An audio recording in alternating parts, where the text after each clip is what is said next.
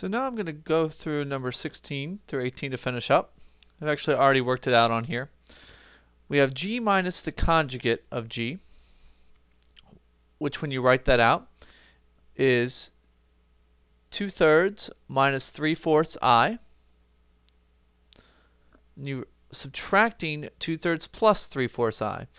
So when you take 2/3 minus 2/3, you get 0. Negative 3/4 minus another negative 3/4 is going to give us negative 6/4 I, and you can just reduce that to be negative 3I divided by 2. Alright, for number 17 we have f minus the conjugate of h. Now f is negative 5/6 plus 1/2 I. And I'm subtracting the conjugate of h. Now h just says negative 3/8.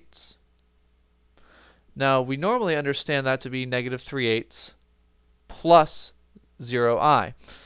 In this case, I'm just going to write minus 0I. Doesn't really make a difference there, but I'm going to go ahead and put that in. So here, negative 5/6 minus 3/8. I need to get a common denominator for that. 6 and 8 are both going to go into 24. So that's going to be negative 20 over 24. I can just leave the plus 1/2 I. I don't need to change that. And then for here, that's minus 12.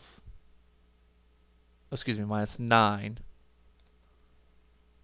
over 24. And again, minus 0I. Negative 20 minus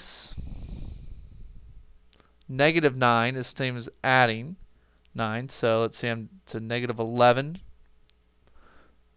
over 24. And then I have plus 1/2 I, or plus I divided by 2.